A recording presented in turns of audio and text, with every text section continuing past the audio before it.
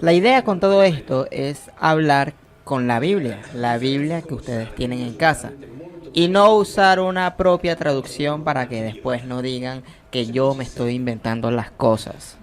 En el transcurso de la noche, algunos de ustedes tienen, aunque sea la sensación de que yo estoy interpretando, si tienen esa sensación, le pido por favor que me pare y que me diga, cuidado, que lo que está usted haciendo es interpretando a su modo, porque es algo que quiero evitar.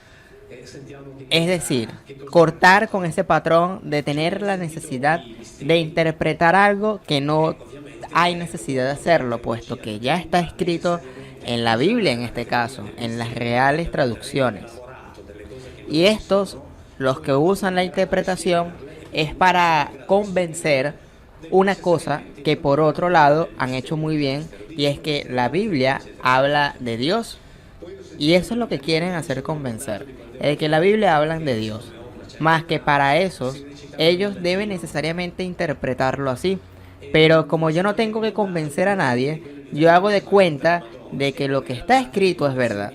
Y así evito de intentar interpretar. Así que si tienen la sensación, por favor, párenme de inmediato. Para decir que la Biblia habla de Dios, ha sido necesarias, muy necesarias formas, muy necesarios años y siglos, y son necesarias todavía millones y millones de páginas, millones y millones de formas de elaboración teológica para explicar que ese libro habla de Dios. Millones de páginas sobre las cuales se continúan trabajando millones de elaboraciones.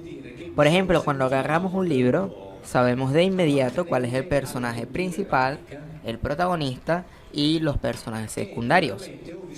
Esto mismo debe también pasar con la Biblia. Pero esto no pasa con este libro, puesto que no entendemos al instante incluso si Dios habría o no inspirado ese libro para hablarnos a todos nosotros y a la humanidad entera.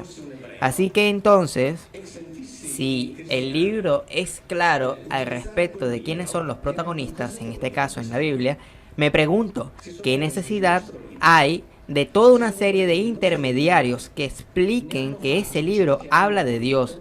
Porque si lo leemos nosotros solos, empiezan a aparecer algunas dudas, y más si lo leemos desde el hebreo.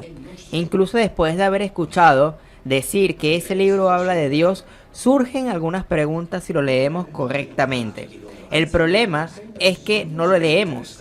Ese es el hecho concreto. Nosotros escuchamos solamente las explicaciones, es decir, las interpretaciones. Y las interpretaciones están muy bien armadas según la religión de la que puedes escuchar. Lo que sí hay que recalcar es que estas interpretaciones fueron hechas por mentes muy inteligentes, por personas muy capaces. El problema es que a menudo estas explicaciones fueron escritas y fueron elaboradas como si la Biblia no existiera.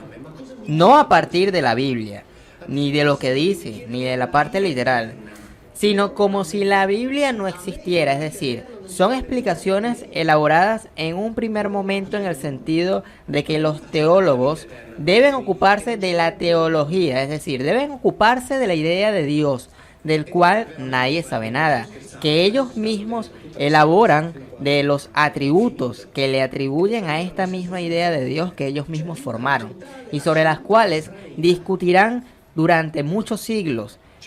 Y ese es su trabajo, tratar de darle una explicación de las cosas del más allá. Pero el problema nace en el momento en que esa idea de Dios la quiera hacer encajar por la fuerza en ese texto, aunque el texto mismo te diga algo totalmente distinto a lo que dice la interpretación. Y ahora esa idea de Dios continúa siendo mostrada, formulada y explicada como si ese libro no existiera. Siempre teniendo cerca la Biblia, incluso con los libros míos, siempre con la Biblia al lado, porque de otra manera corremos el riesgo precisamente de escuchar solamente la explicación, sin conocer el texto. Y ahí está la trampa. Y así se nos hace creer que en la Biblia se habla de un modelo de Dios, de una forma de concebir a Dios que para nada tiene que ver con lo que estuvo escrito. y para nada tuvo que ver con el contexto donde el cual se escribieron dichos pasajes, sino que lo leemos desde una perspectiva de una mentalidad del siglo XXI, desconociendo las costumbres, pensamientos, influencias, culturas y culturas que antecedieron a la cultura hebrea y del cual no, naturalmente copiaron, pero se atribuyeron muchas de esas historias como propias, como originales, y esto es totalmente falso. Muchas de las historias, si no todas, fueron escritas mucho antes de la existencia de los hebreos, partiendo de los sumerios y más atrás.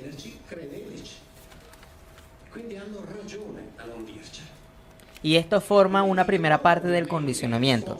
La segunda parte del condicionamiento al cual hemos sido sometidos durante siglos es el que si una cosa está escrita en la Biblia es verdadero y si no está escrito en la Biblia no es verdadero. La Biblia es en gran parte una montaña colosal de mentiras. Mentiras que fueron desmentidas por la misma arqueología israelí. Así que no es cierto que si una cosa está escrita en la Biblia es verdad. Y si no está escrito en la Biblia no es verdad. Esto también lo quiero decir, que el hecho de que la Biblia no hable de Dios no quiere decir que estoy diciendo de que Dios no existe. Quiere decir que ese libro no habla de Dios y punto. Después, si existe o no existe Dios, yo no tengo nada que decir, puesto que yo no estudio teología. Yo no tengo nada que decir en el sentido de que no sé nada de eso. Así que por eso no hablo de Dios. Yo no sé si existe o no existe. Tampoco tengo la certeza de los ateos. Por ejemplo, yo solo me ocupo de un libro e intento relatar lo que me parece que estoy leyendo en ese libro, sin nada más, sin interpretaciones que luego pueden hacer los cabalistas, cristianos, judíos, islámicos, etc. Solamente me encargo de la parte literal, después del cual si ese libro dice mentiras o si dice algo bueno o verdades, eso es ya algo consiguiente, ya eso es algo para posteriori. Y yo no quiero repetir esas mismas mentiras. Y si la Biblia dice mentiras, o le crean una interpretación mentirosa con respecto a lo que está escrito realmente, hay que señalarlo. Pero si dicen verdades o enseñanzas morales, también hay que aprender de ello. Esta es la esencia de todo. Y esta también es mi declaración metodológica, en el sentido de que cuando yo digo que la Biblia no habla de Dios, no estoy diciendo de que Dios no existe. Digo que ese libro no habla y punto. Igual que un montón de otros libros. Yo diría que básicamente todos, porque se ocupan de otras cosas. La Biblia no habla de Dios, también incluso porque es estructuralmente imposible. No puede hablar de Dios en el sentido de que está descrita en un idioma que ni siquiera tiene la palabra Dios. Pero ustedes pueden decir, pero bueno, en la Biblia aparece Dios como 10.000 veces. Y sí, es cierto, pero esa es la traducción teológica al italiano, al inglés, al español y a muchos otros idiomas, que les hacen creer de que están hablando de un único Dios, de un único ser y de un único plan. Y la palabra que está traducida como Dios no significa Dios en el original, que sería Elohim. Es decir, no existe el concepto Dios trascendente, espiritual, creador, eterno, creador del cielo y de la tierra y muchos etcétera. No tiene sentido hablar de monoteísmo en un idioma que no tiene ni siquiera la palabra que significa Dios. Sería como hablar de pan usando un idioma que no tiene la palabra pan, ni siquiera la palabra harina, porque el idioma hebreo no existe ni siquiera el concepto de eternidad. En otras palabras, los estudios de los filólogos, de los exégetas, que tratan de representar, concretamente de representar en nuestro idioma el significado de la palabra Elohim, es la que se traduce como Dios, para que todos los filólogos, todos, encuentran un montón de significados que van desde poderoso, brillante, legislador, controlador, jueces, controlador entre las alturas, pero ninguno dice que significa Dios. Esa palabra no existe. Ningún Dios es un agregado teológico.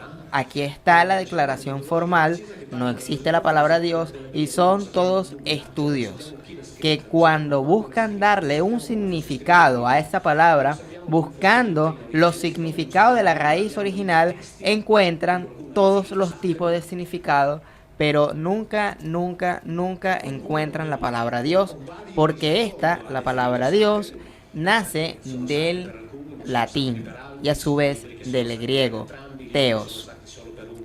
Pero si se quiere respetar e incluso saber el original, hay que ir al hebreo y buscar la palabra Elohim. Y a partir de ahí, respetando y dejando dicha palabra, podemos entender mejor los contextos de dónde se usó la palabra Elohim, y no solamente para un ser, que sería Yahvé, sino para muchos otros dioses, como Milcón, Camosh, Belcebú y muchos más Elohim que tenían cada tribu. Y que Yahvé era un Elohim, además de otros Elohim.